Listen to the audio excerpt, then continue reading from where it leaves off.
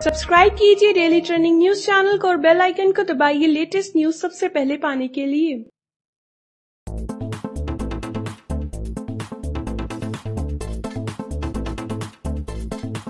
3 राज्यों में कांग्रेस को मिली जीत में सबसे प्रचंड और अप्रत्याशित नतीजे छत्तीसगढ़ में रहे। शायद यही वजह है कि कांग्रेस आला कमान को यहाँ का मुख्यमंत्री चुनने में इसलिए भी देरी हुई क्योंकि यहाँ पार्टी के सामने कई बड़े चेहरे उभर कर सामने आए। इस रसाकसी में भूपेश बघेल, टीएस सिंहदेव, ताम्रध्वज साहू और चरणदास महंत जैसे बड़े नामों पर मंथन हुआ और अंततः राहुल गांधी की मुहर भूपेश बघेल के नाम पर लगी। ऐसे कई कारण हैं जिसके चलते बघेल ने इस बाजी में सबको पछाड़ दिया और आज हम आपको उन्हीं कारणों के बारे में बताने जा रहे हैं। पहला कारण, संकट की घड़ी में मिली कांग्रेस की जिम्मेदारी।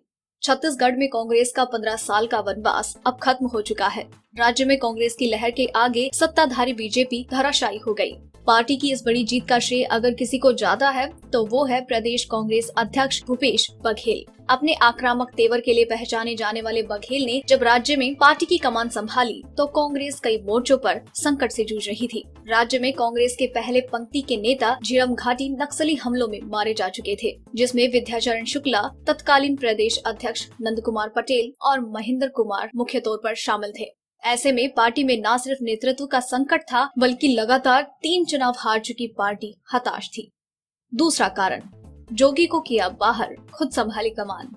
बघेल को जो जिम्मेदारी मिली वो किसी चुनौती से कम नहीं थी। उन्होंने न सिर्फ पार्टी में नई जान फूकी बल्कि पूर्व मुख्यमंत्री अजीत जोगी और उनके बेटे अमित जोगी को पार्टी से बाहर का रास्ता दिखाने का साहस किया। जब कांग्रेस के बड़े नेता मुख्यमंत्री रमन सिंह के खिलाफ सॉफ्ट रुख अख्तियार किए हुए थे और यहाँ तक कि जोगी को बीजेपी की बी टीम कहा जाने लगा था, तब बघेल ने विधानसभा के भीतर और बाहर बीजेपी सरकार पर सीधा हमला बोला। प्रदेश के कई मुद्दों को लेकर सड़क पर उतरे। नसबंदी कांड, अंक फोड़वा कांड, भूमि अधिग्रहण को लेकर हुए विवाद पर उन्होंने पदयात्राएं की और रमन सरकार को घेरा। विधानसभा चुनाव से पहले बघेल की प्रदेश के कई हिस्सों में पदयात्रा ने कांग्रेस कार्यकर्ताओं में जोश भरा। भूपेश बघेल ने खुद छत्तीसगढ़ के अन्नदाताओं की नब्ज पकड़कर उसे चुनावी मुद्दा बनाया और इसे अपने घोषणा पत्र में शामिल करवाकर बीजेपी को सत्ता से बेदखल कर दिया। तीसरा कारण, मुकदमों से भी नहीं डिगे बघेल। जैसे जैसे भूपेश बघेल का हमला रमन सरकार पर बढ़ता गया वैसे ही बघेल और उनके परिवार पर कई तरह के मुकदमे भी लदे। हाल ही में रमन सिंह सरकार के मंत्री राजेश मूणत से जुड़ी एक कथित सेक्स सीडी के मामले में जब भूपेश बघेल को 14 दिन की न्यायिक हिरासत में जेल भेज दिया गया तब उन्होंने जमानत लेने से इनकार कर दिया, लेकिन बाद में आला कमान के कहने पर वो बेल पर रिहा हुए और चुनाव की कमान संभाली। बघेल के इस रुख ने उनकी छवि उस योद्धा के तौर पर बनाई जो किसी भी तरह के दबाव में झुकने वाला नहीं था। चौथा कारण, कुर्मी जाति का खासा प्रभाव। एक किसान परिवार से ताल्लुक रखने वाले बघेल राज्य में राजनीतिक दृष्टिकोण से अहम कुर्मी जाति से आते हैं।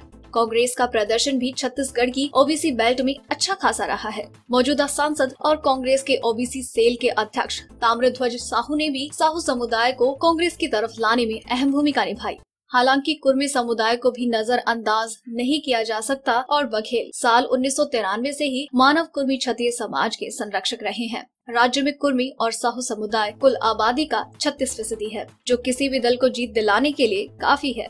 जातीय गणित के अलावा भूपेश बघेल की जो सबसे महत्वपूर्ण उपलब्धि है वो ये है कि जब ऐसा माना जा रहा था कि जोगी फैक्टर के चलते बीजेपी एक बार फिर से सरकार बना लेगी, तब बघेल के नेतृत्व में कांग्रेस ने जबरदस्त जीत हासिल करके सियासी पंडितों को हैरान कर दिया।